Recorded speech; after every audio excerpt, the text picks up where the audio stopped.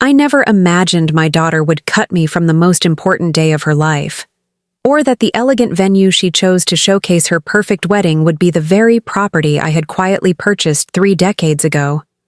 Life has a way of orchestrating the most ironic reunions.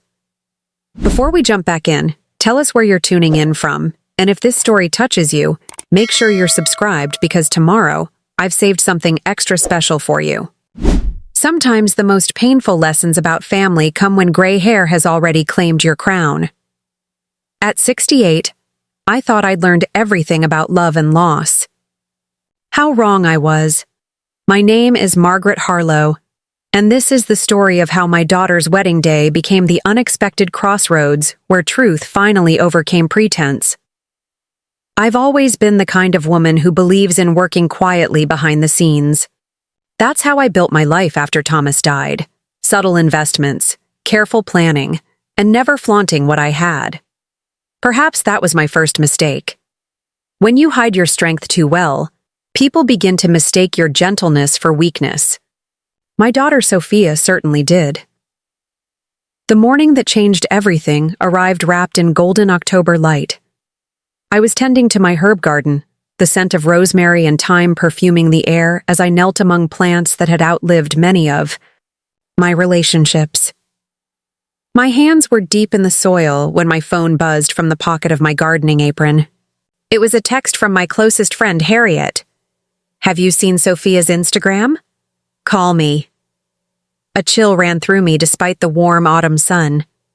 Sophia and I hadn't spoken in almost 2 months. Not since that terrible dinner where her fiancé, James, had carefully explained why my traditional views might dampen the celebratory atmosphere of their upcoming wedding. The memory still burned like acid in my chest. I hadn't raised my daughter to speak through her partner, to let a man I barely knew explain why I was suddenly unworthy of witnessing her walk down the aisle. I wiped my hands on my apron and pulled up Instagram, an app I'd learned to navigate only because it allowed me glimpses into my daughter's life since she'd begun pulling away. There it was, a glittering announcement post with professional engagement photos. Sophia radiant in a cream dress, James looking polished in a tailored suit, both standing in the manicured gardens of Heronwood Estate. My heart stuttered. Heronwood, of all places. The caption read, "Thrilled to announce we've booked our dream venue. 120 days until I marry my soulmate at the magnificent Heronwood Estate. Sophia and James say, I do. Exclusive venue. No regrets." The hashtags felt like tiny arrows, especially that last one. No regrets. Was that meant for me? I scrolled through the comments, each congratulatory message twisting the knife deeper. Then I saw it. A response from someone named Veronica. "So glad you're creating the day you want with people who truly support you. Some family just doesn't deserve to be there." And beneath it, my daughter's reply. "Sometimes you have to prioritize joy over obligation. The right people will be with us." My hands trembled as I closed the app. Obligation. After everything, that's what I had become. An obligation, a burden to be shed for her perfect day. I called Harriet immediately, my voice steadier than I felt. "Did you see where they're getting married?" she asked without preamble. "Yes," I said quietly. "Heronwood." "Margaret, isn't that—" "Yes," I interrupted. "It is." The irony was almost too perfect. Heronwood Estate, with its white columns and sweeping staircases, its rose gardens, and crystal-clear lake, the property I had purchased as an investment nearly 30 years ago, when Thomas's life insurance had left me a young widow with a 4-year-old daughter and an uncertain future. I had never told Sophia about Heronwood. It was one of many investments I'd made through my holding company, Harrison Properties, named for Thomas's middle name. I'd kept my business dealings separate from our home life, wanting Sophia to have a normal childhood unburdened by wealth that might change how the world treated her. I'd planned to tell her eventually, of course, perhaps when she was older, more established in her own right. But then she'd changed. The sweet, curious girl who once picked wildflowers for my birthday transformed into someone increasingly concerned with appearances, with status, with what others thought. Each year, she drifted further toward a world where worth was measured in brand names and social connections. Each year, she seemed more embarrassed by her simple mother who still lived in the same modest home, who still taught piano lessons to neighborhood children, who still mended clothes instead of discarding them. I never flaunted my wealth. Perhaps I went too far in the opposite direction. By the time Sophia went to college, the gap between us had widened into a canyon of misunderstandings and unspoken judgments. "What are you going to do?" Harriet asked, pulling me back to the present. I sighed, watching a monarch butterfly dance across my lavender plants. "Nothing for now." "Nothing?" "Margaret, they're getting married at your property and they don't even know it. This is ironic," I offered. "Painful, a cosmic joke?" "I was going to say an opportunity," Harriet replied firmly. I plucked a sprig of rosemary and rolled it between my fingers, releasing its sharp, clarifying scent. An opportunity for what, exactly? To finally tell her the truth. About everything. The truth. Such a simple word for such a complicated thing. After ending the call with Harriet, I sat on my garden bench, suddenly aware of how tired I felt. Not just physically, bone-tired, soul-tired, tired of the careful life I'd constructed, tired of being underestimated, tired of watching my only child drift toward values that would never satisfy her, no matter how many exclusive venues she booked or expensive dresses she wore. I'd spent decades making sensible choices, building security for us both, living below my means while quietly growing an impressive portfolio of properties and investments, all while allowing my daughter to believe I was just getting by on my teacher's pension and modest piano lesson income. Why had I kept so much of myself hidden? The question haunted me as I made my way inside, leaving dirty footprints on the kitchen floor I was usually so careful to keep spotless. The truth was uncomfortable. I'd been afraid. Afraid that if Sophia knew about my success, she might become entitled, might lose her drive to build her own path. Later, I feared she might resent me for the deception. And as she grew more status-conscious, more concerned with appearances, I feared her knowing would change our relationship in ways I couldn't control. Now, as I washed garden soil from beneath my fingernails, I wondered if my well-intentioned secrecy had cost me my daughter anyway. That evening, I did something I'd avoided for years. I drove to Heronwood Estate. The gates recognized my car automatically, swinging open to admit me to the winding driveway lined with ancient oak trees. In the fading light, the property looked like something from a fairy tale, ethereal and timeless, the limestone facade of the main house glowing golden in the setting sun. Mrs. Chen, the property manager, met me at the entrance, surprise evident in her expression. In 15 years, I'd visited only a handful of times, preferring to let her run the estate as a premier event venue without my interference. "Ms. Harlow, what a pleasure," she said, recovering quickly. "We weren't expecting you." "I know. I'm sorry for not calling ahead." I smiled, trying to project a casualness I didn't feel. "I was nearby and thought I'd stop in. How is everything?" Mrs. Chen led me through the grand entrance hall with its soaring ceilings and marble floors. "Business is excellent. We're booked solid through next summer for weddings and corporate events. The renovations to the East Wing were completed last month, and the new chef has been receiving wonderful reviews." I nodded, only half listening as we walked through rooms I had purchased but barely knew. Strange to think that I owned this magnificence, yet chose to live in my modest 3-bedroom home with its creaking floors and outdated kitchen. Stranger still to imagine Sophia here, floating down that grand staircase in her wedding gown, believing herself worlds away from her mother's simple life. Actually, I said as we entered the garden room overlooking the illuminated rose gardens. Preparing and narrating this story took us a lot of time, so if you are enjoying it, subscribe to our channel. It means a lot to us. Now, back to the story. I understand my daughter recently booked her wedding here. Mrs. Chen paused, her expression shifting to one of concern. Your daughter? I don't recall. Sophia? Harlow? Well, she might be using her father's name now, Sophia Bennett. The wedding is in about 4 months. Recognition dawned on her face. Ah, Ms. Bennett. Yes, of course. She's been working with our events coordinator, Justine. A lovely young woman, very particular about what she wants.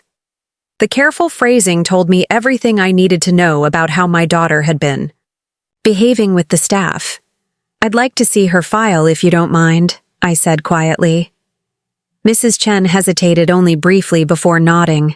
Of course, Ms. Harlow. You are the owner, after all. In Mrs. Chen's elegant office, I reviewed the details of my daughter's wedding plans. Everything was extravagant. The champagne fountain, the imported flowers, the custom-built dance floor extending over part of the garden. The guest list numbered exactly 175 people. My name was not among them. What struck me most, however, was the correspondence between Sophia and the staff.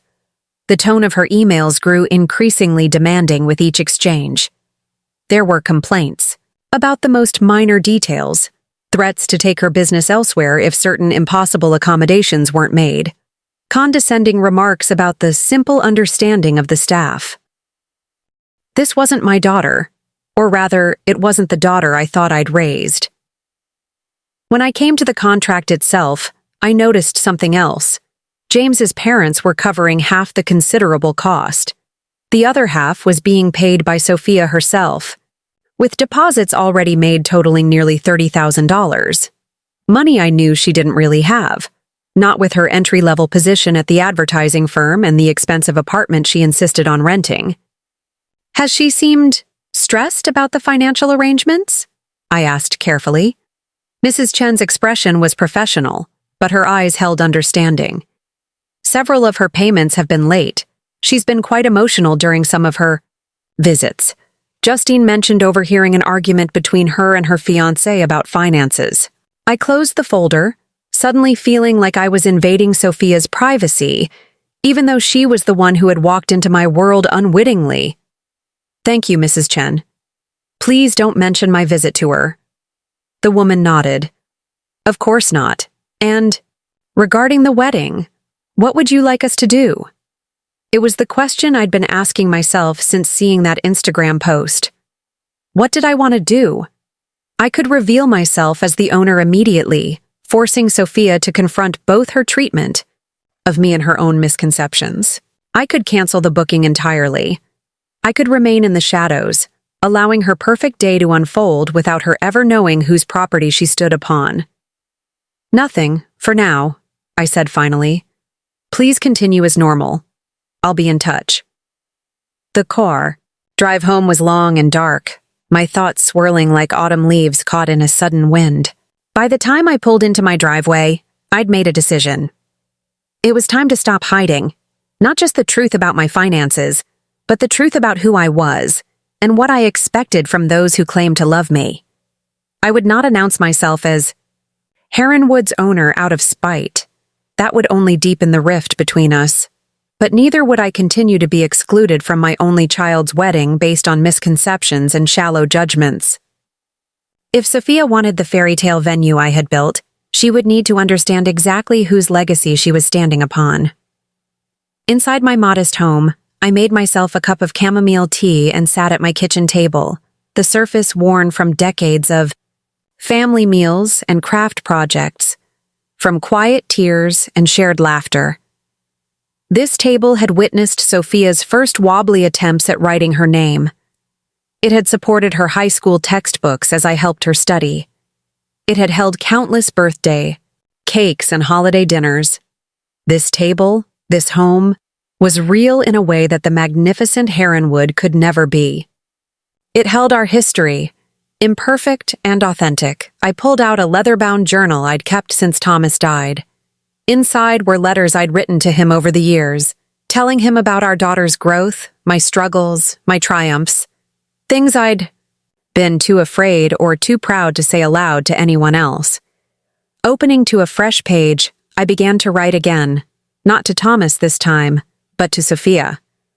The words came slowly at first, then in a rush. Honest, painful, loving words about how we had lost each other, about the facade of wealth she chased so desperately while unknowingly being the heir to exactly what she sought, about my own mistakes, in keeping too many secrets. I wrote until my hand cramped and my tea grew cold. When I finally finished, the eastern sky was beginning to lighten with the first hint of dawn. Tomorrow, no, today, I would take the first step toward reclaiming my daughter. Not by asserting my ownership of Heronwood, but by asserting my place in her life. Whether she wanted it or not, I didn't know then how painful the journey would be, or how close we would come to losing each other forever. I couldn't have imagined the tears that would be shed, or the harsh words that couldn't be taken back. But as I finally crawled into bed that morning, watching the sunrise paint my simple bedroom in shades of gold, I felt something I hadn't experienced in years, the quiet certainty that comes from finally choosing truth over peace. The real battle for my daughter's heart, and for her wedding day, was just beginning. The letter sat on my kitchen counter for 3 days, sealed in an envelope, with Sophia's name written in my steady handwriting. I'd drive to her apartment building each morning, letter in hand, only to circle the block and return home without delivering it. Some truths feel too heavy to simply drop into someone's hands. On the 4th day, fate intervened. I was at Rosewood Plaza, the small shopping center I'd purchased 15 years ago and named after Thomas's favorite flower, checking in with my property manager about a leaking roof over the bookstore. As I crossed the parking lot toward my car, a familiar voice stopped me cold. "Mom." I turned to see Sophia standing outside the artisan coffee shop, a to-go cup in her hand, her expression a mixture of surprise and discomfort. She wore a cream-colored blouse that probably cost more than most people's monthly rent. Her dark hair swept into the elegant updo she'd adopted since taking the job at Meridian Advertising. "Sophia," I said, my voice calmer than the sudden thundering of my heart. "What brings you to this part of town?" She gestured vaguely toward the coffee shop. "Client meeting. They insisted on this place, said it has the best lavender lattes in the city." Her eyes narrowed slightly. "What are you doing here?" There it was, that hint of suspicion in her voice, as if she couldn't quite believe I belonged in the same spaces she occupied. I hesitated, the letter burning a hole in my purse. Was this the moment? Here, in a parking lot on an ordinary Tuesday morning? "Just picking up a few things," I said finally, the familiar evasion slipping out before I could stop it. Old habits die hard. An awkward silence stretched between us. In that pause, I really looked at my daughter. Beyond the perfect makeup and expensive clothes, I saw the shadows under her eyes, the tension in her shoulders. She was exhausted. "How are the wedding plans coming along?" I asked softly. Her posture stiffened immediately. "Fine. Everything's perfect." She took a sip of her coffee, avoiding my eyes. "We found the most amazing venue. It's actually getting written up in Modern Bride next month." "Heronwood Estate," I said, watching her closely. "I saw your Instagram post. It looks beautiful." Something flickered across her face. Pride, defensiveness, and beneath it all, a flash of what might have been guilt. "It's exclusive. They only do a few select weddings each year." I nodded, thinking of Mrs. Chen's meticulous booking calendar filled with events nearly every weekend. Another small deception the venue staff had clearly fed my status-conscious daughter. "I'm sure it will be lovely," I said. Sophia shifted her weight, glancing at her watch. "I should get back. My lunch break is almost over." "Sophia," I said quickly, before she could turn away. "I'd like to talk to you, really talk. There are things I need to tell you. Things that might... I trailed off, unsure how to compress decades of secrets into a parking lot conversation. She sighed, impatience edging into her voice. Mom, I'm really busy with work and the wedding. I don't have time for... Make time, I interrupted, my voice sharper than I'd intended. This is important. Surprised by my uncharacteristic firmness, she blinked. Fine. I can do Sunday brunch. There's a new place in Westview that... No, my house. Sunday at 11. I softened my tone but held her gaze steadily. Please, Sophia. Just give me this one morning. Something in my expression must have reached her because she nodded slowly. Okay. Your house. Sunday. As she walked away, her heels clicking precisely against the pavement, I realized I was still clutching the letter. Perhaps it was better this way. Some truths needed to be spoken face to face.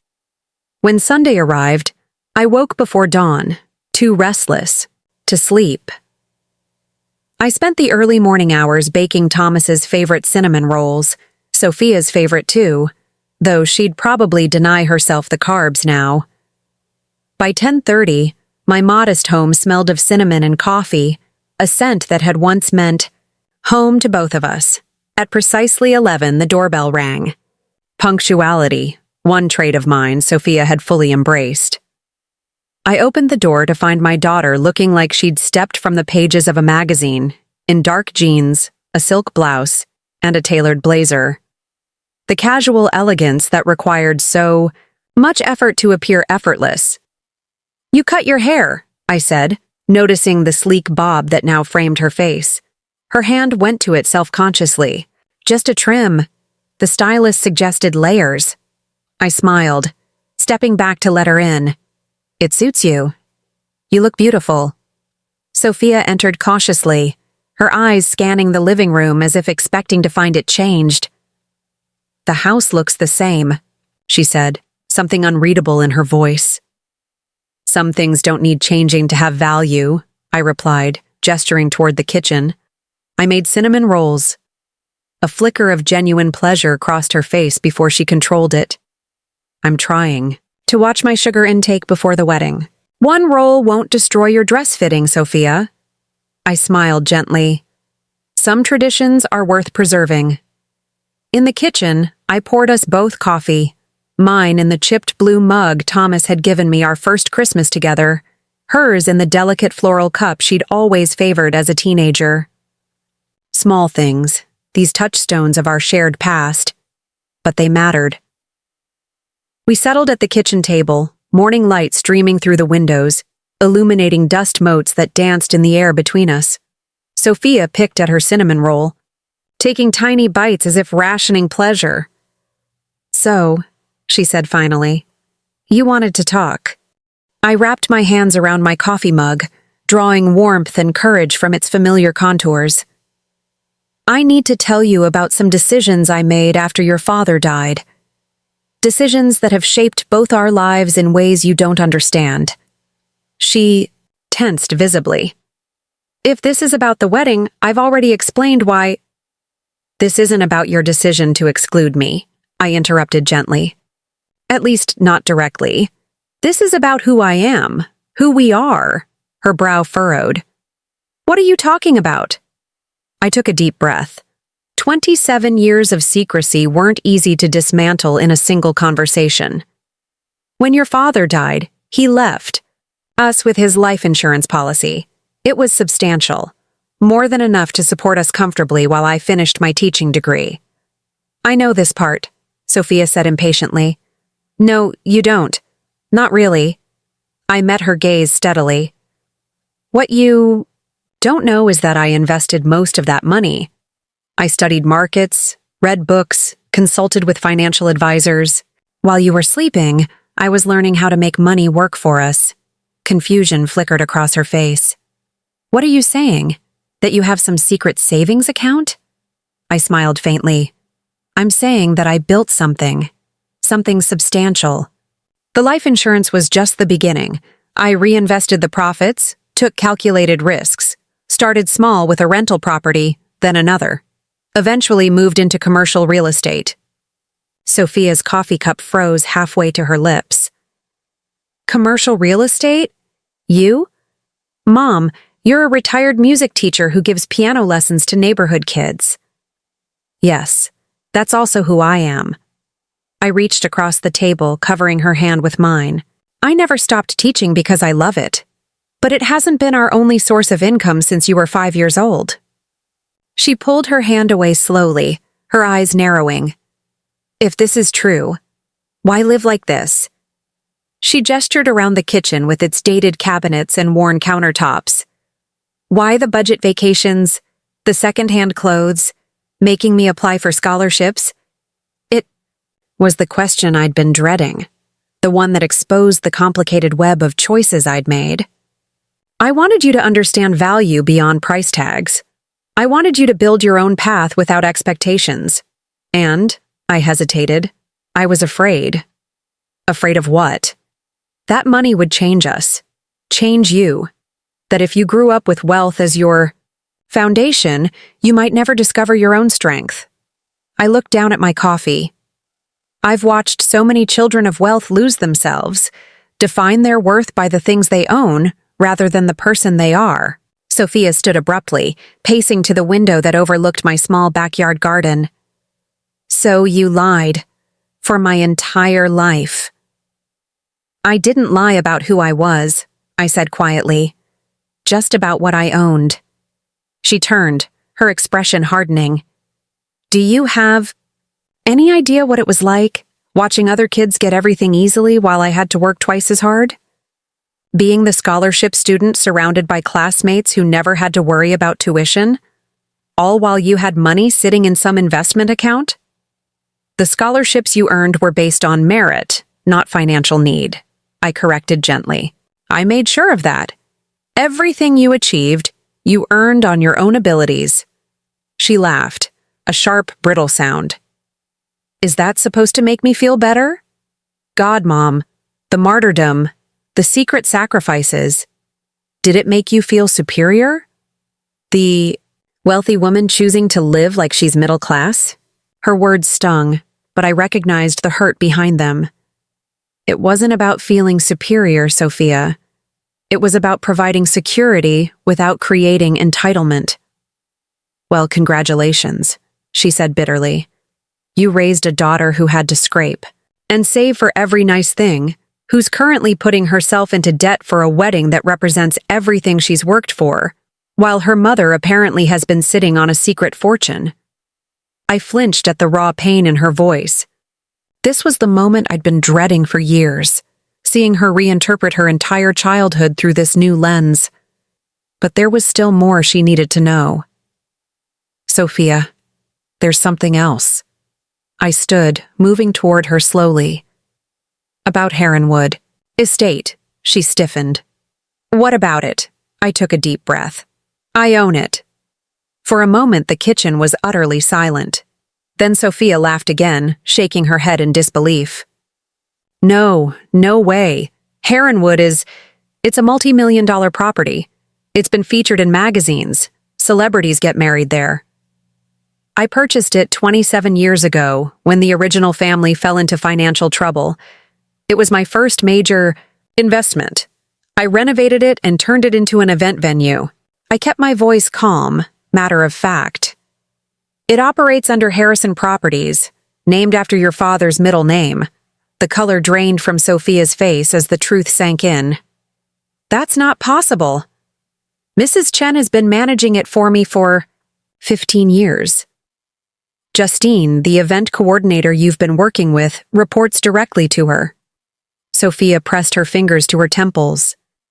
So when I've been meeting with them, planning my wedding, they knew who I was? They knew you were the owner? I nodded. Mrs. Chen knows. I asked her not to tell you or treat your booking any differently. Oh my God. She sank back into her chair. Do you have any idea how humiliating this is?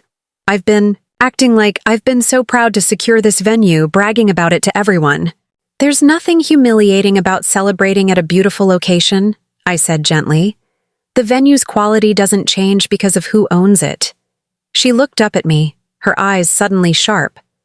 But that's exactly it, isn't it? You let me go on thinking I had finally accessed something exclusive, something beyond your simple world. All while you were actually... What? Watching me from behind the curtain, laughing at my ignorance? I would never laugh at you, Sophia. Never. I reached for her hand again, but she pulled away. When I saw your Instagram post, I was shocked. It never occurred to me that you would choose Heronwood. I haven't told you because I've been trying to figure out the right way to handle this situation. She stood again, grabbing her purse from the counter. Well, congratulations on another perfect teaching moment, Mom. Lesson received. Sophia is still the naive little girl who doesn't understand real value. Who needs to be taught humility by her all-knowing mother? That's not what this is about, I protested. But she was already moving toward the door. I need to think, she said, her voice tight with emotion. It's too much. I followed her to the entry hall. Sophia, please, there's more we need to discuss. She paused at the door, her back to me. Like what? What other secrets have you been keeping? Do you secretly own the dress shop too? Is my ring actually from your hidden jewelry collection? The bitterness in her voice cut deep, but I pressed on. We need to talk about your financial situation, the deposits you've already paid, James's parents' contribution. She whirled to face me, her eyes bright with unshed tears. Don't you dare start managing my finances now, after letting me struggle for years. I'm not trying to manage anything. I just want to help. I don't want your help, she snapped. I don't want anything from you. As she yanked open the front door, I called after her. What about Heronwood? What about your wedding? She paused on the threshold, her profile silhouetted against the midday light. For a moment, she looked so much like Thomas that my heart ached. I don't know, she said finally, her voice smaller now. I honestly don't know. Then she was gone. The door closing behind her with a quiet click that somehow felt more final than any slam could have. I stood in my empty hallway, the scent of cinnamon rolls still lingering in the air, wondering if I'd just lost my daughter all over again.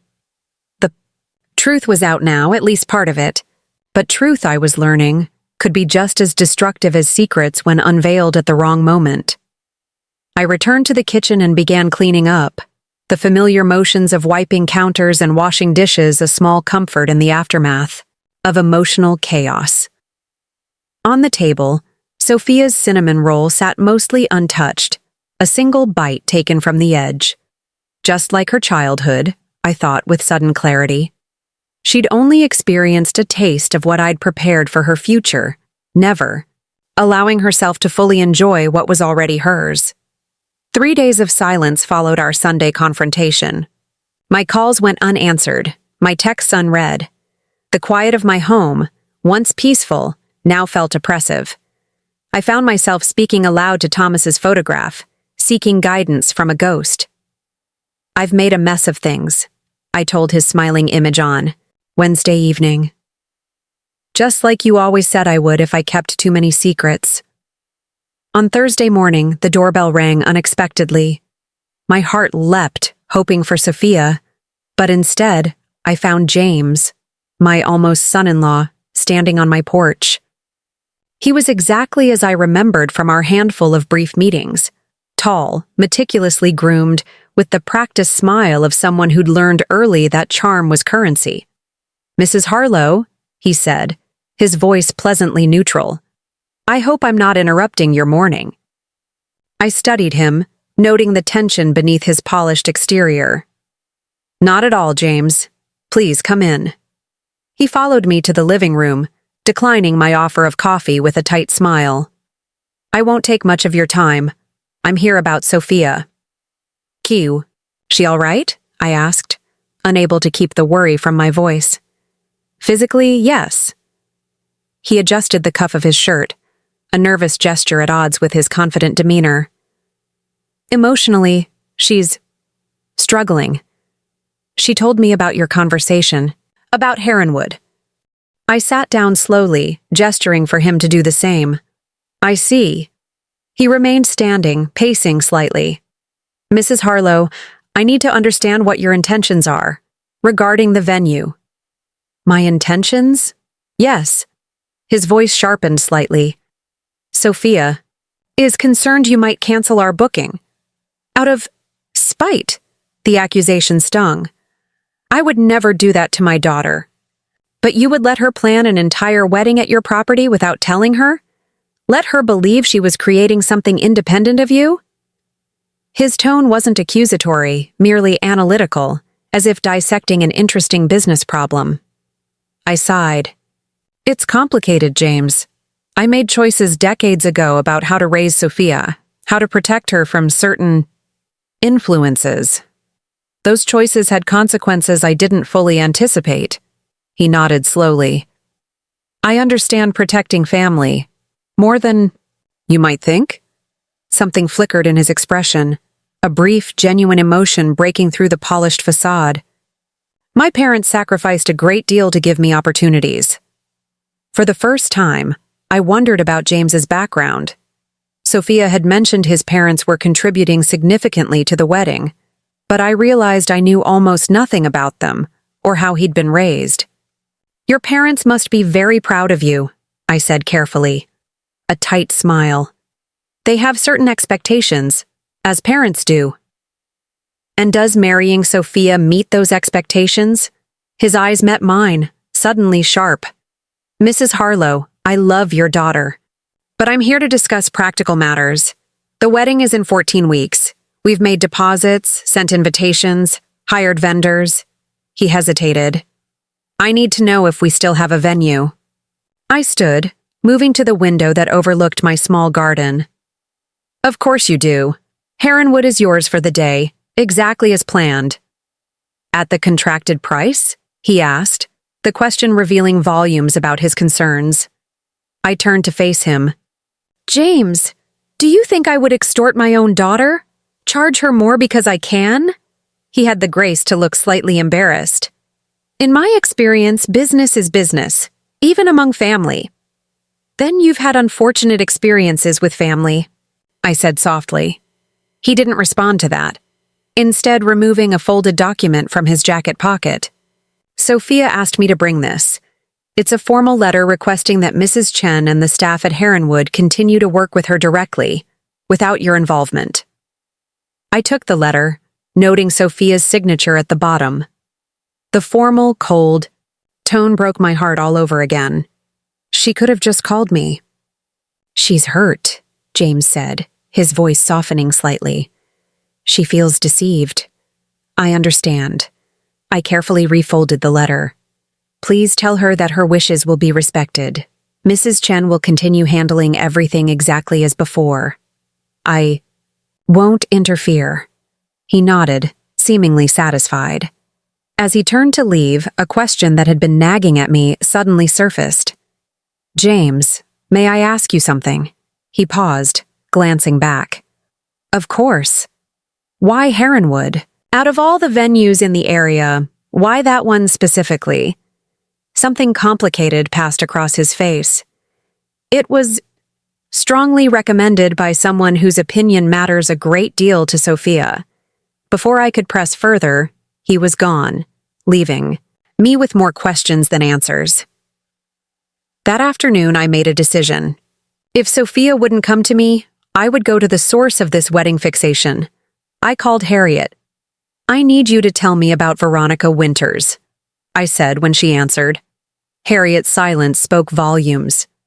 How do you know that name? She commented. On Sophia's Instagram post, very supportively, about excluding family who don't deserve to be there. Ah, Harriet sighed heavily. Margaret, are you sure you want to pull at this thread? Who is she, Harriet? Harriet hesitated. She's complicated. She owns Eclipse magazine, you know, that glossy lifestyle publication that's everywhere now. She's built this empire on showcasing aspirational living. Sophia has been in her orbit for about 2 years now, ever since Meridian Advertising took on Eclipse as a client. I remembered the magazine. I'd seen copies in Sophia's apartment, filled with impossibly beautiful homes and gardens, designer clothes, exclusive events, a curated fantasy of perfection. And she's important to Sophia? Sophia idolizes her, Harriet said bluntly. Veronica took a special interest in her, mentors her, includes her in events, introduces her to the right people. From what Sophia has told me, Veronica's approval means everything. My stomach tightened. Do you think Veronica was the one who recommended Heronwood? It wouldn't surprise me. Veronica had her own wedding there 3 years ago. It was a 12-page spread in Eclipse. The wedding of the decade. I thanked Harriet and hung up, feeling as if I'd discovered a missing puzzle piece. I remembered that wedding. Mrs. Chen had mentioned it as a significant booking that had brought in numerous other high-profile clients.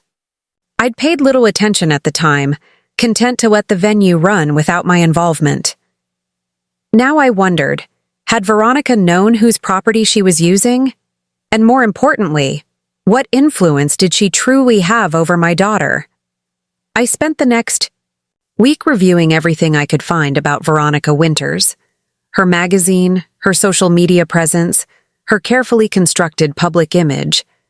The picture that emerged was of a woman who had transformed herself from a middle-class background into a lifestyle guru who defined what was worthy and what wasn't, who was in and who was out. On her Instagram, I found numerous photos with Sophia at gallery openings, charity galas, exclusive restaurant launches. In each image, my daughter beamed with the unmistakable glow of someone who finally felt she belonged. In one particularly telling post from 6 months ago, Veronica had her arm around Sophia at what appeared to be an engagement party. The caption read, "Celebrating this beautiful bride-to-be. Can't wait to help create the wedding of your dreams at the venue that made mine perfect. Mentor life. Heronwood magic." The comments were revealing. Sophia had responded, "I wouldn't trust anyone else to guide me through this. So grateful for your wisdom and connections." Connections. The word echoed in my mind. Had Sophia's entire wedding vision been orchestrated by this woman? Was this why my simple, straightforward daughter had transformed into someone obsessed with exclusivity and status? I was still contemplating this when my phone rang. Mrs. Chen's name flashed on the screen. "Ms. Harlow," she began without preamble. "I thought you should know that Ms. Winters was here today with your daughter. They're making significant changes to the wedding plans." I frowned.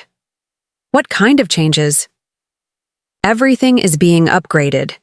The basic package has been replaced with our premium services. The guest list has expanded from 175 to 250. They're talking about a feature in Eclipse magazine, a cover story on the wedding of the season. Who's covering these additional costs? I asked, though I already suspected the answer. Mrs. Chen hesitated. Ms. Winters assures me that Eclipse will handle certain expenses as part of the magazine coverage, but the contract amendments were signed by your daughter alone. After thanking Mrs. Chen, I sat in stunned silence. The mental math was easy to do. Sophia was committing to expenses far beyond what she could afford, likely believing that Veronica's magazine would cover the difference. But I'd been in business long enough to know how easily such promises could evaporate, leaving my daughter with crippling debt. I had promised not to interfere, but this was no longer just about a venue or hurt feelings. This was about protecting Sophia from making financial decisions that could haunt her for years. The Eclipse magazine offices occupied the top floor of a gleaming downtown high-rise. I'd made an appointment under the pretext of discussing advertising my properties in their publication. The receptionist led me to a waiting area that epitomized the magazine's aesthetic. Minimalist furniture in shades of cream and gray, fresh, orchids on glass tables, abstract art on the walls. After 15 minutes, the frosted glass doors opened and Veronica Winters emerged. She was younger than I'd expected, perhaps 40, with a sleek blonde bob and the kind of confidence that comes from years of people deferring to your judgment. Ms. Harlow? She extended a manicured hand. I'm Veronica. Please come in. Her office overlooked the city, floor-to-ceiling windows framing a view that probably added thousands to the rent. She gestured for me to sit in a leather chair across from her glass desk. So I understand you're interested in advertising with us? She began, her smile professional but distant. Actually, Ms. Winters, I'm here about my daughter, Sophia Harlow. I watched her carefully. Or as you might know her, Sophia Bennett. Recognition flickered in her eyes, quickly replaced by practiced warmth. Sophia! Of course. One of our favorite clients at Meridian. And a dear personal friend. Her wedding is going to be absolutely spectacular. Yes, at Heronwood Estate, I said evenly. My property. The brief flash of surprise on her face was satisfying. I'm sorry, I don't understand. I own Heronwood Estate, have for nearly 3 decades. It's part of Harrison Properties, my company. I smiled pleasantly, a fact my daughter only recently discovered. Veronica recovered quickly, her expression shifting to one of intrigued respect. Well, this is unexpected. Sophia never mentioned. She didn't know. I kept my business ventures separate from our home life, for various reasons. How interesting. Veronica leaned back, studying me with new eyes. And now you're here because I'm concerned about the changes being made to Sophia's wedding plans. Changes that are significantly increasing the cost. She waved a dismissive hand. The magazine is covering many of those expenses. It's a symbiotic relationship. Sophia gets the wedding of her dreams. We get beautiful content for our readers. May I see the agreement? I asked. The one specifying exactly which cost Eclipse is covering. Veronica's smile tightened. That's between the magazine and Sophia. I've been in business a long time, Ms. Winters. Long enough to recognize when someone is making promises they might not keep. I leaned forward slightly. What happens if the issue gets canceled? If the editor changes direction? If another, more exciting wedding comes along? That won't happen. But there was a flicker of something in her eyes, the look of someone who knows exactly how tenuous such arrangements can be. I'd like to make sure, I said firmly, as both Sophia's mother and the owner of the venue she's using. Veronica stood, moving to look out at the city below.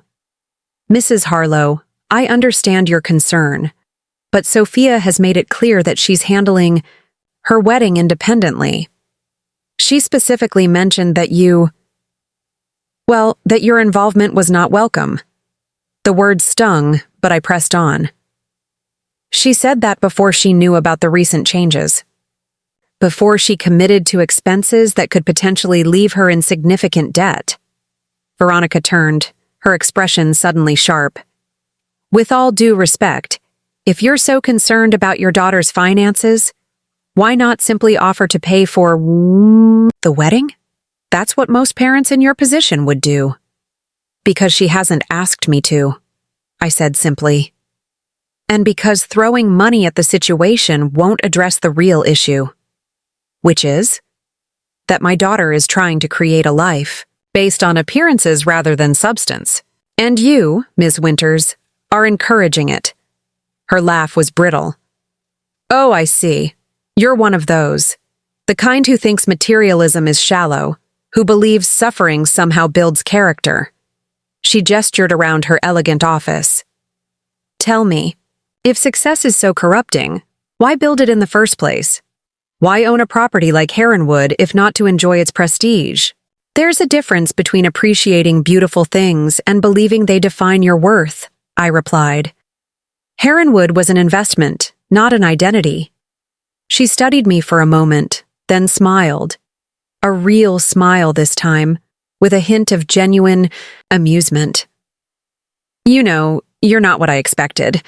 Sophia described you as, well, let's just say her perception seems incomplete. I stood, gathering my purse. Ms. Winters, I'm not here to debate philosophy. I'm here to ensure my daughter doesn't begin her marriage drowning in debt based on promises that may or may not be kept. I'd like a written agreement by the end of the week, specifying exactly which wedding expenses Eclipse magazine is covering. And if I refuse? There was a challenge in her voice, but also curiosity. I met her gaze steadily. Then I'll need to reconsider whether Heronwood is available for the date Sophia has selected. You wouldn't. Her eyes widened slightly. You told her you wouldn't interfere. I promised not to interfere based on the plans as they stood then, not based on a significantly expanded event with unclear financial backing. I moved toward the door. I've built my business on clear contracts and honest dealings, Ms. Winters. I expect the same courtesy from my daughter. As I reached the door, she called after me. She'll never forgive you if you cancel her wedding venue. I paused, looking back. Perhaps, but I'd rather have her angry at me than indebted to you. Outside, in the bright afternoon sunshine, I felt lighter than I had in weeks. The confrontation with Veronica had clarified something important. This wasn't just about Sophia excluding me from her wedding. It was about protecting her from influences that cared more about how her life photographed than how it felt to live. As I walked to my car, my phone buzzed with a text message. From Sophia. Veronica just called. We need to talk. Dinner? 7 p.m. at Giovanni's. I typed back a simple response. I'll be there. The battle for my daughter wasn't over, but for the first time, I felt like I might be fighting for the right things. Not for my place at her wedding, but for her freedom to make choices based on her own values, not someone else's vision of the perfect life. Whether she would see it that way remained to be seen. Giovanni's was humming with early evening diners. When I arrived, the maitre d' recognized me immediately. Not surprising, since I'd owned the building for 12 years and made a point of dining there monthly. Ms. Harlow, always a pleasure, he said warmly. Your usual table is ready. I thanked him, wondering if Sophia would notice this familiar interaction, if she would add it to the growing list of revelations about her mother's double life. At precisely 7, she arrived, looking somehow both impeccable and exhausted. Dark circles shadowed her eyes despite careful makeup application. You're already here, she said, sliding into the seat across from me. It wasn't quite an accusation, but close. I like to be punctual, I replied, resisting the urge to reach for her hand. An uncomfortable silence stretched between us as the waiter brought water and recited the evening's specials. We ordered. She chose a salad. I selected the pasta that Thomas had always loved. Small decisions that somehow felt weighted with significance. When the waiter departed, Sophia spoke first, her voice carefully controlled. Veronica says you threatened to cancel our wedding venue. That's not quite accurate, I said, keeping my voice gentle. I asked for a written agreement specifying which wedding expenses Eclipse magazine is covering. Why? Her eyes flashed with frustration. Why insert yourself into my arrangements after promising not to interfere? I took a sip of water, considering my words carefully. Sophia, the wedding you're planning now is not the same event you were planning when I made that promise. Mrs. Chen told me about the changes, the expanded guest list, the premium services, the magazine feature. So? It's going to be amazing. A defensive edge crept into her voice. Veronica is helping me create something truly special. At what cost? I asked quietly. Not just financially, though that's significant, but at what cost to your vision? To what you and James actually want? She looked away, her jaw tightening. You wouldn't understand. This is an opportunity. Not just for a beautiful wedding, but for connections, for visibility. Veronica says, I echoed softly. Does James say the same? Something flickered across her face, a brief, unguarded moment of uncertainty. Then the mask fell back into place. James understands the importance of making the right impression. His family comes from money, even if they've had setbacks. That caught my attention. What kind of setbacks? She waved dismissively. Investment issues. His father made some bad decisions. It's not important. But her eyes told a different story. I remembered James's comment about his parents' sacrifices, his pointed question about the venue cost. A picture was forming, one I'd seen many times in business. The veneer of wealth without the substance to support it. Sophia, I said gently, I think it's time for complete honesty between us. About the wedding, about James's family situation, about Veronica's promises. Our food arrived, creating a brief reprieve from the tension. Sophia picked at her salad, moving greens around more than eating them. I don't know what you want me to say, she finally murmured. The truth would be a good start, about why this wedding has become so extravagant, about why excluding me seemed necessary. She set down her fork with deliberate care. You want the truth? Fine. James's family is broke. They lost everything 2 years ago in a failed real estate venture. They're living on credit cards and their last remaining assets. I absorbed this quietly. And they're still contributing to the wedding? They're putting on appearances, she said, a bitter edge to her voice. They've promised a contribution they can't actually afford.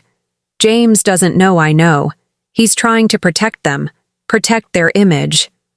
So you're covering more than your share?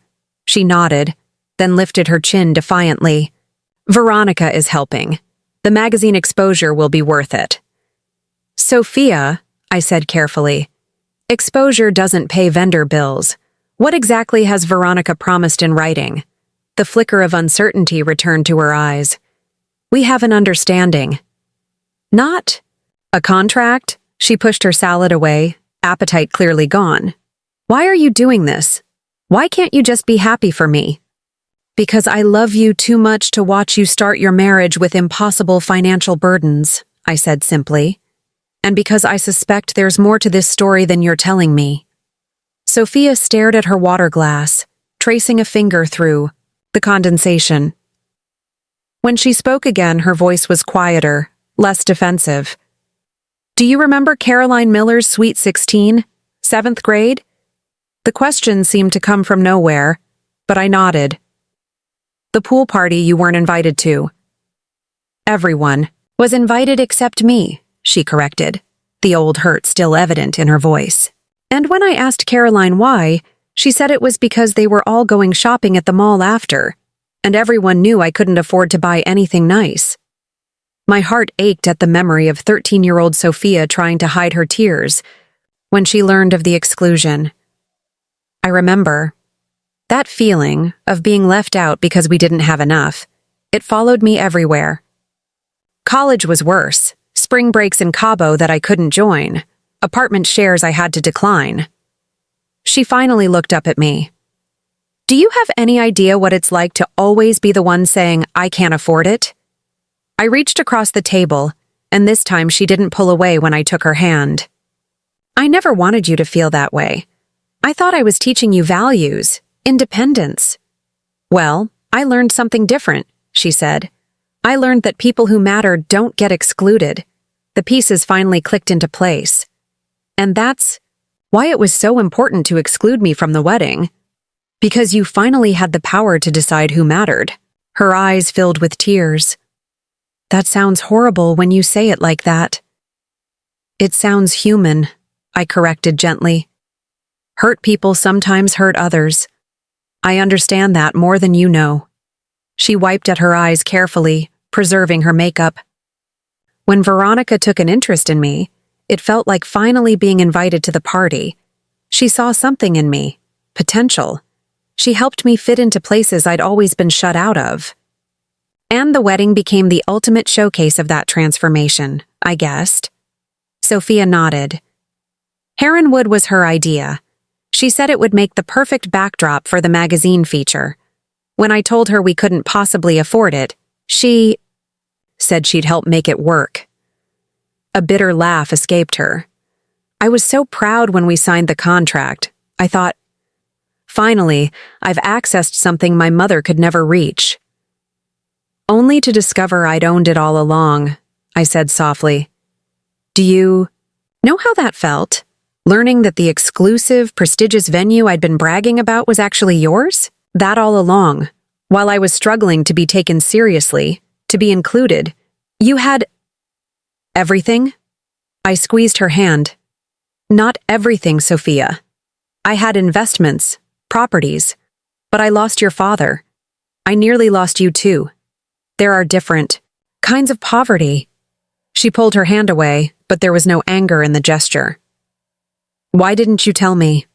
All those years, watching me work 3 jobs during college, stress about student loans. Why keep it secret?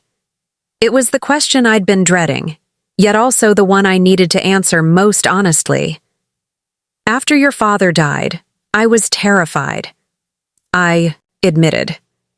Not just of financial insecurity, but of what wealth might do to you, to us.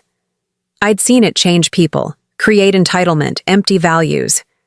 I wanted you to develop your own strength, your own identity, not one built on what you owned, or could buy, so you lied. I omitted. I corrected gently. I didn't lie about who I was as a person.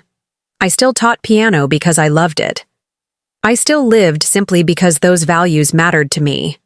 I just didn't share the extent of my financial success. And now? She asked, vulnerability creeping into her voice. Now I realize I made mistakes, I said. I thought I was protecting you, but I was also protecting myself from having to navigate complex conversations about privilege and responsibility, from having to trust you to handle wealth maturely. Sophia was silent for a long moment. So, where do we go from here? Before I could answer, the restaurant door opened and James hurried in, his usually impeccable appearance slightly disheveled. He spotted us immediately and approached the table. I'm sorry to interrupt, he said, looking between us anxiously. Sophia, I've been trying to reach you. What's wrong? She asked, alarm evident in her voice. He glanced at me uncertainly. It's complicated. Maybe we should discuss this privately. James, I said calmly. I think we've all had enough secrets. Please, sit down. After a moment's hesitation, he slid into the chair beside Sophia. My parents just called. He swallowed. Hard. They can't contribute to the wedding after all. Their investment opportunity fell through. I'm so sorry. Sophia didn't look surprised, just resigned. It's okay. I suspected as much. There's more, he continued, his voice strained. Veronica called right after. The magazine's publisher is restructuring their content calendar. They're scaling back on wedding features, focusing more on home design. He took Sophia's hand. The cover story she promised us is being reduced to a small mention in their summer issue. The color drained from Sophia's face. But all the additional expenses, the expanded guest list, the premium services. I know, he said softly. I already spoke with Mrs. Chen. She says we need to provide the additional deposit by Monday or revert to our original plans. Sophia looked at me, genuine panic in her eyes. Mom, I can't. We don't have. She stopped, taking a shaky breath. I've already put every penny of my savings into this. And with the changes, we're still short almost $40,000. I could have jumped in immediately with solutions, offered to cover everything. But something told me this moment needed to unfold differently. What do you want to do? I asked instead. She blinked, clearly expecting a different response. What do you mean? If money weren't an issue, I clarified, what kind of wedding would truly make you happy? Not Veronica, not James's parents, not the magazine readers. You. She glanced at James, then back to me. I don't know anymore. It's all become so complicated, so performative. James squeezed her hand. Remember what we talked about when we first got engaged? Before all of this? A small, genuine smile touched her lips. A garden ceremony. Simple, elegant. Just people who truly care about us. That sounds lovely, I said softly. And entirely possible. But the deposits we've already paid, Sophia said, practicality reasserting itself. The contracts we've signed. As the owner of Heronwood, I said carefully, I have some flexibility in how those contracts are interpreted. And as your mother, I have a proposition for you. They both looked at me expectantly. I'm willing to help with the wedding financially, I began, but not to create an extravagant showcase that doesn't reflect who you really are. Instead, I'll help you create the intimate garden ceremony you originally wanted. At Heronwood, if you still wish, or somewhere else entirely. Sophia's expression was cautious. And what do you want in return? A fair question given our history. 3 things, I said. First, that you and James meet with my financial advisor, not to control you, but to help you establish a solid foundation for your future together. James nodded, looking relieved rather than offended. That's actually really helpful. Second, I continued, I want us to begin rebuilding our relationship.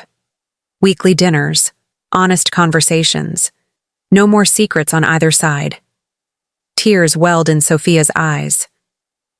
And third, I smiled, gently, that you'll reconsider whether you really want to exclude me from your wedding day. The restaurant had emptied considerably by the time we finished talking. 3 hours of painful honesty, tearful apologies, and cautious planning for the future. It wasn't a perfect resolution. There were still hurt feelings to heal, trust to rebuild. But it was a beginning. As we stepped outside into the cool evening air, Sophia hesitated, then gave me an awkward hug. I'm still processing everything, she said quietly. But I'm glad we talked. Me too, I replied, fighting back tears. James shook my hand with newfound respect. Thank you, Mrs. Harlow, for everything. As they walked toward their car, Sophia turned back suddenly. Mom? Sunday dinner this weekend? At your house? I nodded, unable to speak past the lump in my throat. Watching them drive away, I felt lighter than I had in months. The wedding venue that had become a battleground might yet become a place of healing instead. And while I still didn't know if I'd be invited to witness my daughter's vows, for the first time, I believed we had a chance at a future relationship, worth celebrating. Sometimes ownership isn't about property or venues or investments. Sometimes it's about owning our mistakes, our truths, and our power to begin again. The Sunday dinner that followed our restaurant confrontation was awkward but honest. Sophia arrived with a bottle of wine and uncertainty in her eyes. James brought flowers and questions about my business ventures. We began the slow, careful work of rebuilding trust, dancing around tender subjects, finding safer ground in shared memories and practical wedding discussions. That dinner became a weekly tradition.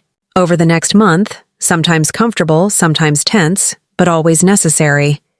Like tending a damaged garden, we couldn't rush the process of renewal. I'd like to see them, Sophia said during our 3rd Sunday together.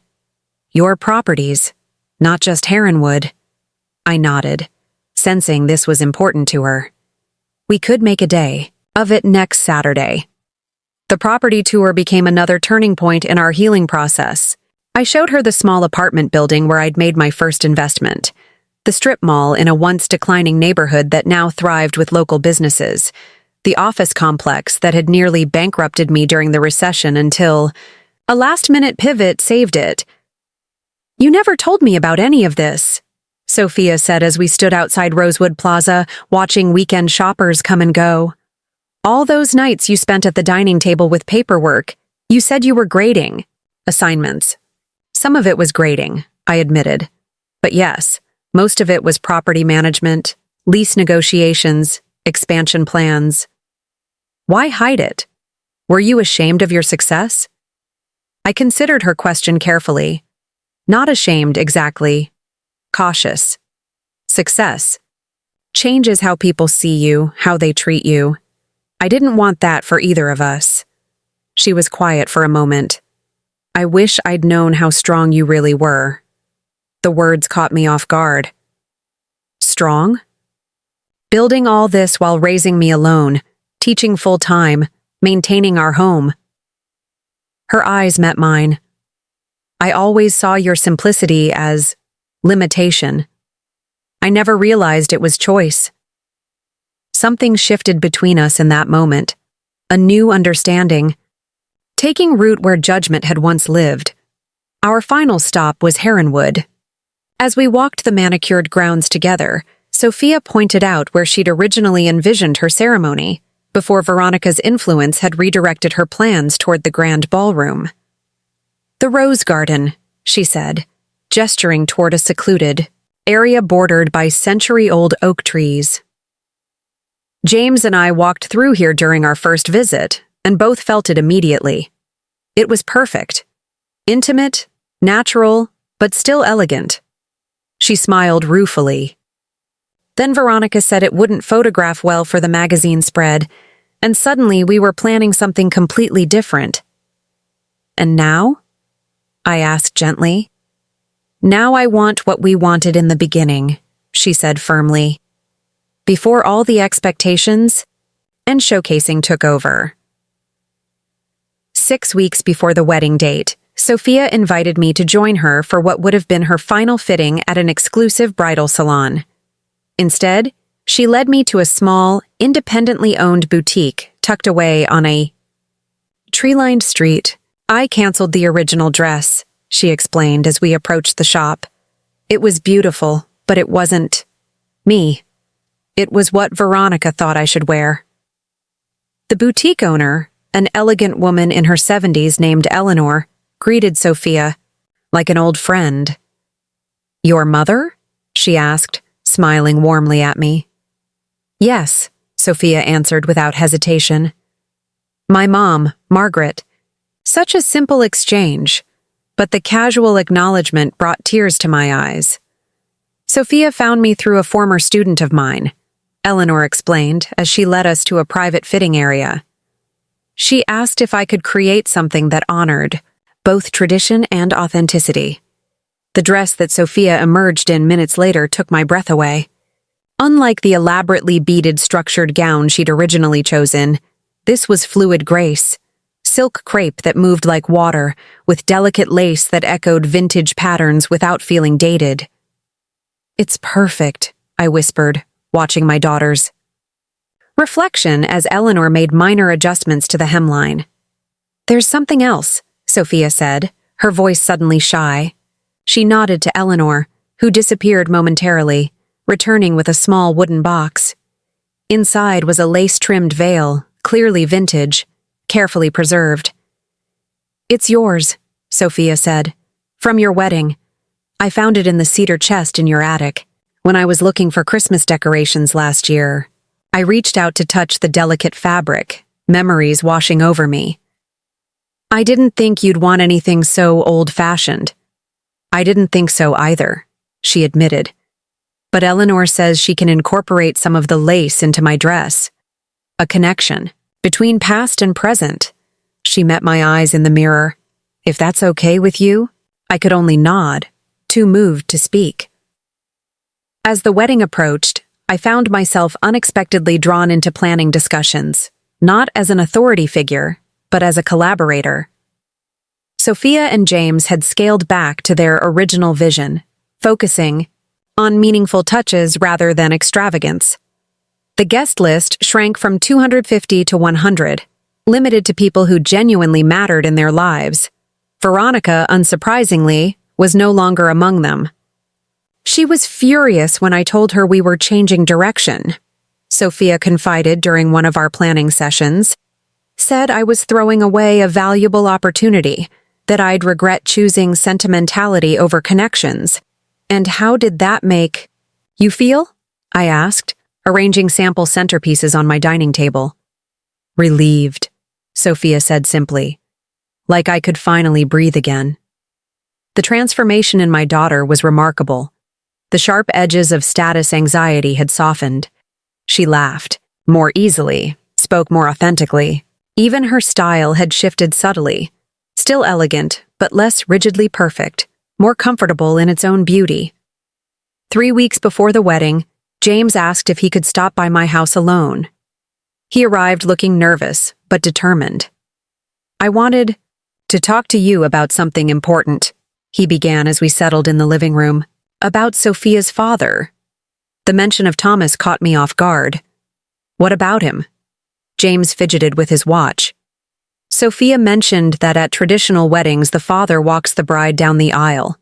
Since her father isn't here—" He hesitated, then continued more firmly, "We were wondering if you would give her away." The request stunned me. "Give her away? But that's usually a father's role, I know," he finished. "But Sophia doesn't want to ask anyone else to stand in for him. She wants you, the parent who was there for everything, who built a legacy she's only beginning to understand." He smiled slightly. "It was actually my suggestion, but she immediately loved the idea." I took a moment to compose myself. "I'd be honored," I finally managed. "But shouldn't Sophia be asking me this herself?" James looked suddenly uncomfortable. "She wanted to, but she was afraid you might say no. After everything that's happened, I understood then how fragile our rebuilding still was, how much insecurity remained beneath the surface." "I would never say no to that request, James. Never." He nodded, relieved. "There's one more thing." From his pocket, he produced a small velvet box. "This was my grandmother's. Sophia loves it, but she's concerned it might seem presumptuous to ask you about this as well." Inside the box was a delicate pearl hair comb, vintage and beautifully crafted. "We know you're incorporating her veil into the dress," James explained. "She thought perhaps this could be something you might wear, as mother of the bride." The thoughtfulness of the gesture moved me deeply. "Please tell Sophia, yes." To everything. 2 days later, an unexpected visitor arrived at my door. Veronica Winters stood on my porch, immaculate as always, though something about her seemed less polished than during our office confrontation. "Ms. Harlow," she said, her voice carefully neutral. "May I come in?" Curious, I invited her inside. She declined my offer of tea, preferring to stand near the fireplace, examining the family photos arranged on the mantel.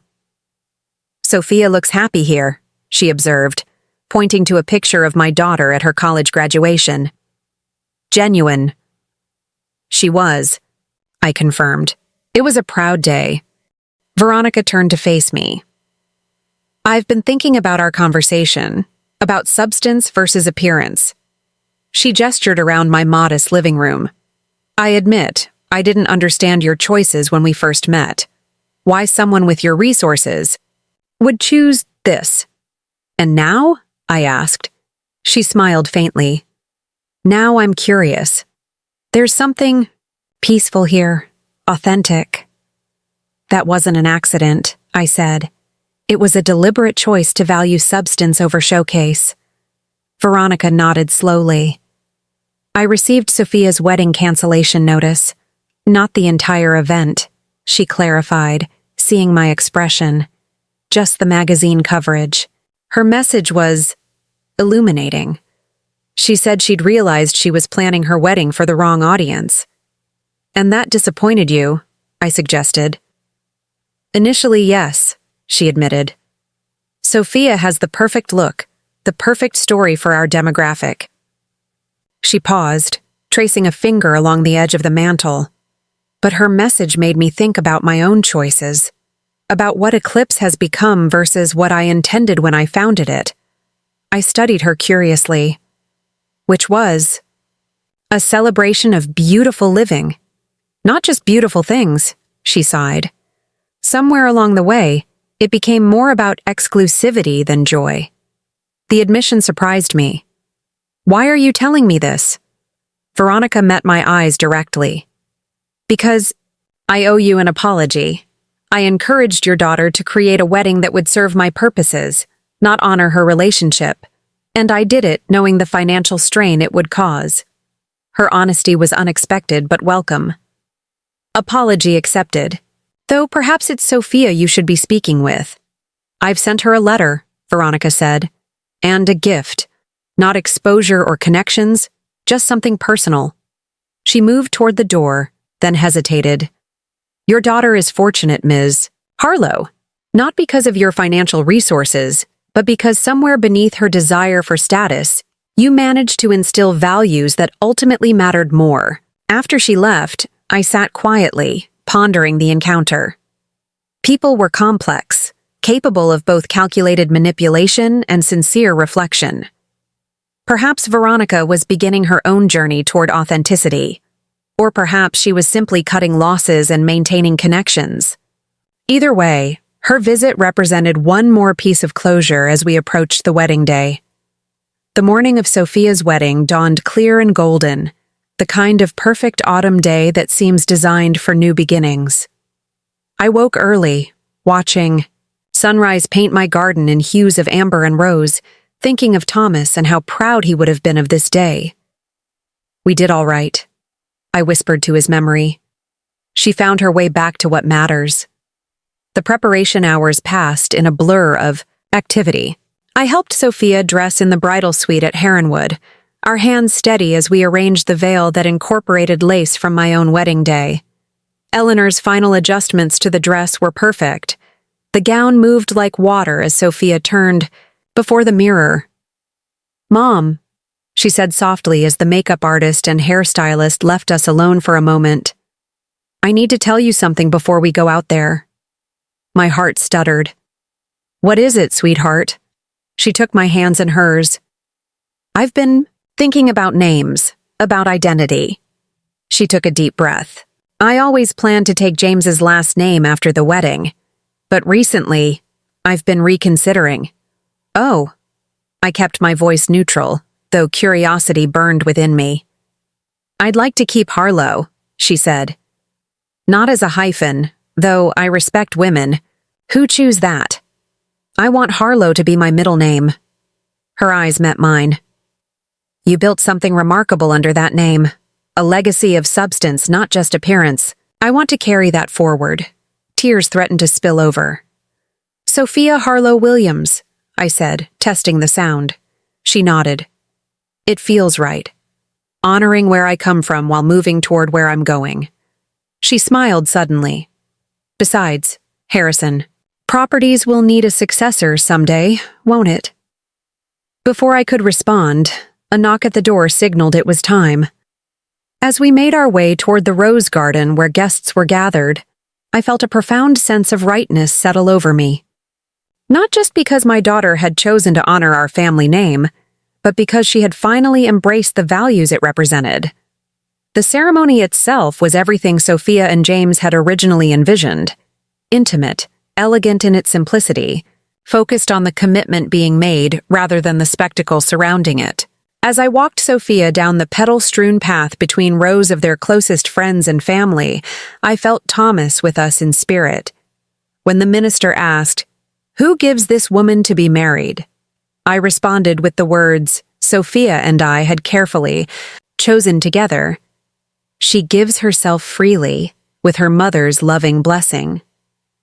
Standing in the front row, watching my daughter exchange vows with a man who valued her for who she was rather than what she represented, I understood that some journeys must take detours before finding their true destination. Sophia had needed to chase the illusion of status before recognizing the substance she already possessed. I had needed to face my own fears about wealth and identity before I could fully share my success with my child. At the reception, held in Heronwood's garden pavilion rather than its grand ballroom, I found myself approached by James's parents. They were pleasant, if somewhat reserved, clearly still uncomfortable with their reduced circumstances and inability to contribute financially to the celebration. "You've created a beautiful wedding," James's mother said, her eyes taking in the simple elegance of the arrangements.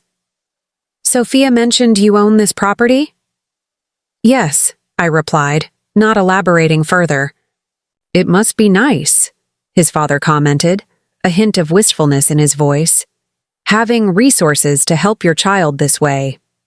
"The most valuable resource I've given my daughter isn't financial," I said gently.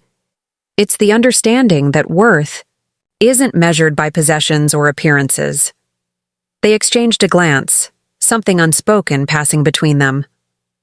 "Perhaps we could talk sometime," his mother said carefully. "About rebuilding. James speaks highly of your business acumen." I smiled. "I'd be happy to share whatever insights might help. Family supporting family. That's what matters most." Later, as evening settled over the celebration, I found a quiet moment alone on the terrace overlooking the gardens. Fairy lights twinkled in the trees, laughter drifted from the dance floor, and somewhere in the distance, an owl called softly into the gathering darkness. Sophia found me there, slipping her arm through mine.